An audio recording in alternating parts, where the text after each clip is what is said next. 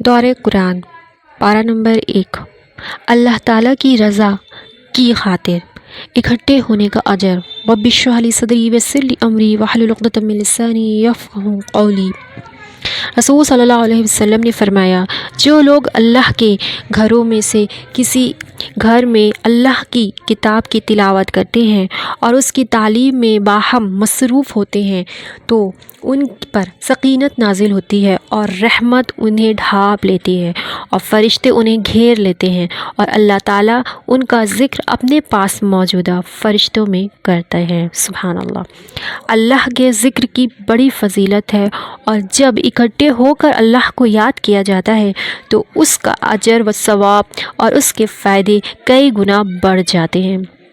حضرت ابو ہریرہ رضی اللہ عنہ سے روایت ہے کہ آپ صلی اللہ علیہ وسلم نے فرمایا، اللہ تبارک و تعالیٰ کے کچھ فرشتے ہیں جو اللہ کی زمین میں چلتے چکر لگاتے رہتے ہیں اور وہ اللہ کے ذکر کی مجالس تلاش کرتے ہیں۔ جب وہ کوئی ایسی مسجد پاتے ہیں جس میں اللہ کا ذکر ہوتا ہے تو ان کے ساتھ بیٹھ جاتے ہیں۔ وہ ایک دوسرے کو اپنے پروں سے اس طرح ڈھانپ لیتے ہیں کہ اپنے اور دنیا کے آسمان کے درمیان کی وسعت کو بھر دیتے ہیں۔ جب لوگ منتشر ہو جاتے ہیں تو یہ فرشتے بھی اوپر کی طرف جاتے ہیں اور آسمان پر چلے جاتے ہیں تو اللہ جل شانہ ان سے پوچھتے ہیں، حالانکہ وہ ان کے بارے میں سب سے زیادہ جاننے والے ہیں، تم کہاں سے آئے ہو؟ وہ کہتے ہیں، ہم زمین میں تیرے بندوں کی طرف سے ہو کر آئے ہیں جو تیری پاکیزگی بیان کر رہے تھے، تیری بڑائی کر رہے تھے اور صرف تیری ہی معبود ہونے کا اقرار کر رہے تھے اور تیری حمد و ثنا کر رہے تھے اور تجھی سے مانگ رہے تھے۔ فرمایا، وہ مجھ سے کیا مانگ رہے تھے؟ انہوں نے کہا، وہ آپ سے آپ کی جنت مانگ رہے تھے۔ فرمایا، کیا انہوں نے میری جنت دیکھی ہے؟ انہوں نے کہا، پروردگار۔ انہوں نے فرمایا، اگر انہوں نے میری جنت دیکھی ہوتی کیا ہوتا؟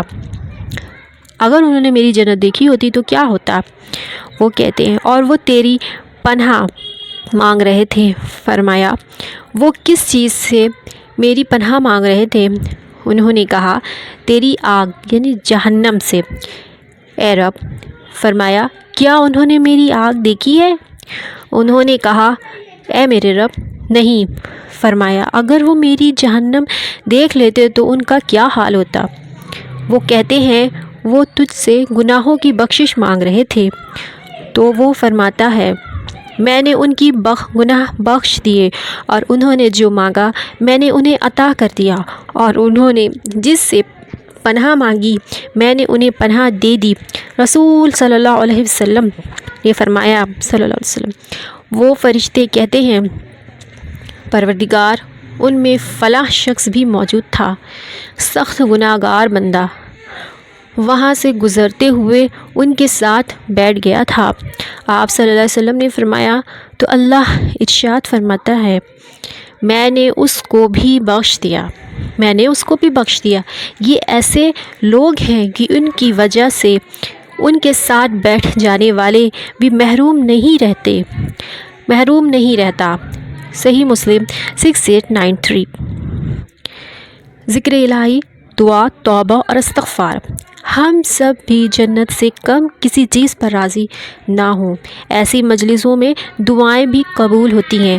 اللہ سبحانہ وتعالیٰ سے دعا ہے، اللہ سبحانہ وتعالیٰ ہم سب کو معاف کر دے اور ہم سب سے راضی ہو جائے، ہمیں دونوں جہاں میں بہت بہت بہت زیادہ کامیاب کرے اور عافیت والی، برکت والی، چین و سکون، اطمینان والی زندگی دنیا میں بھی اور آخرت میں بھی زندگی نصیب فرما۔ اور ہم سب کی دعاؤں پہ، جن دعاؤں کے ہم لوگ منتظر ہیں، اللہ ان معجزات کے منتظر ہے، اللہ ان سب دل کو خوش کر دینے والے جلد سے جلد اپنی رحمت سے معجزات کر دے انشاءاللہ۔ آمین ثم آمین۔ صلی اللہ علیہ وسلم۔ ان مجلسوں سے گزرنے والا شخص بھی محروم نہیں ہوتا۔ سورہ فاتحہ۔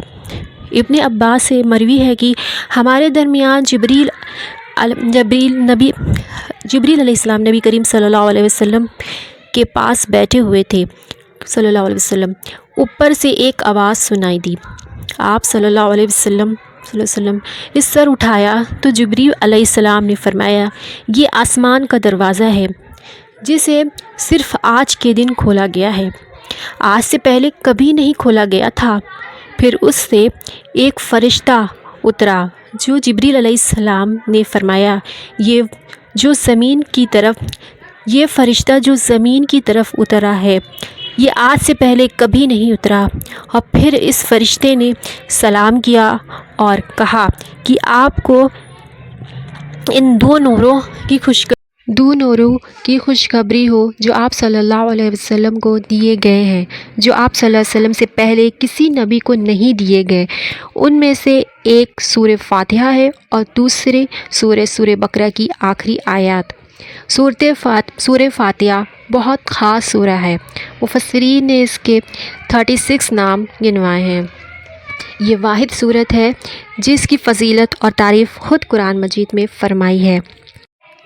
بسم اللہ الرحمن الرحیم۔ اللہ کا نام بہت بابرکت ہے، اور جب اللہ تعالیٰ کہہ دیا تو یہ صرف اللہ کا ہی نام نہیں بلکہ اللہ کے جتنے بھی نام ہیں ان تمام کاموں کو ذہن میں رکھتے ہوئے ہم اپنے کام کا آغاز کریں۔ رحمان، جس کی رحمت بہت عام ہے، اس میں وسیع رحمت کا ذکر ہے۔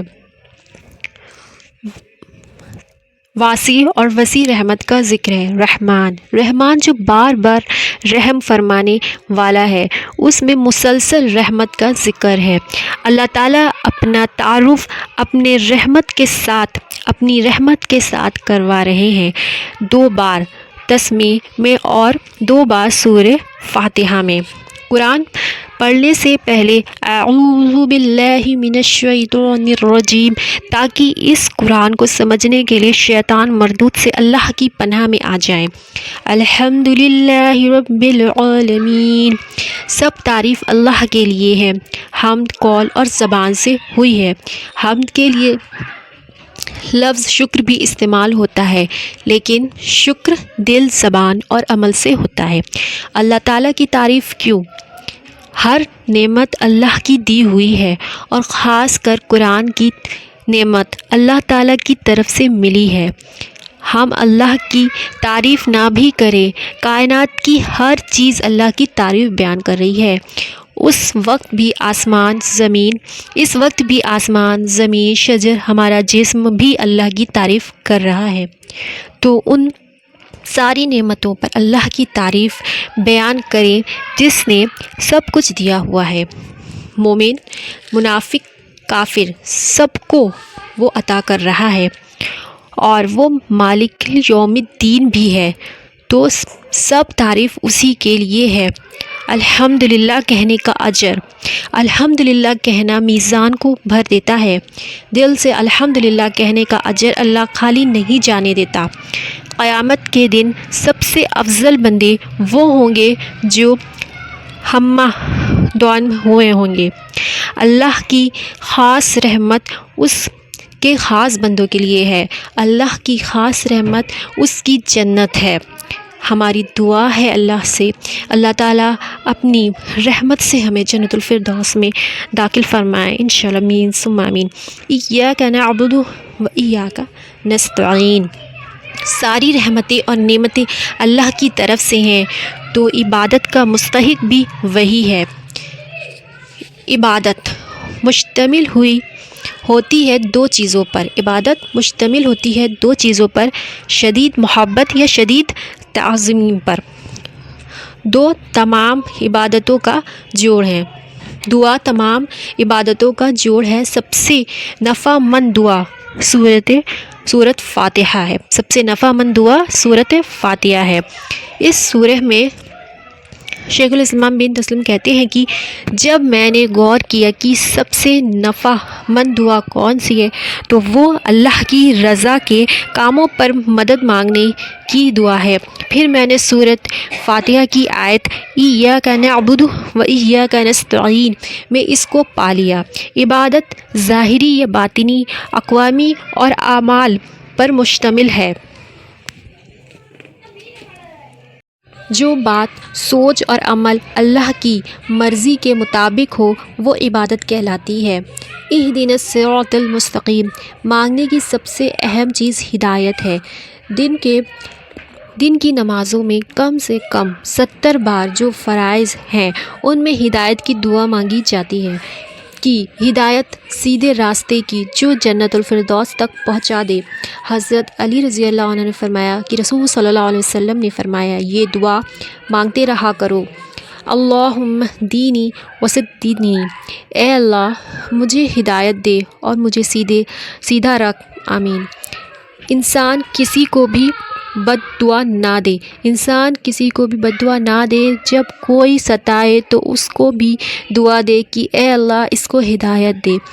صراط الذین انعمت علیہم، ہمیں نیک لوگوں کے راستے پر چلا جن پر تیرا انعام ہوا، انبیاء، صادقین، شہداء، صالحین، جیسے وہ تیرے لیے خالص تھے ہمیں بھی اپنے لیے ایسے ہی خالص کر لے، نیکی کے کاموں کی توفیق عطا فرما، آمین۔ ان لوگوں سے بچا جن پر تیرا غضب نازل ہوا اور جنہیں اللہ نے علم دیا لیکن انہوں نے اس پر عمل نہ کیا اور ان کے راستے پر بھی نہ چلا جو سیدھے راستے سے بھٹک گئے، بلکہ ان کے راستے پر چلائیے جو اللہ کے راستے پر ہمیشہ چلتے رہتے ہیں، آمین ثم آمین۔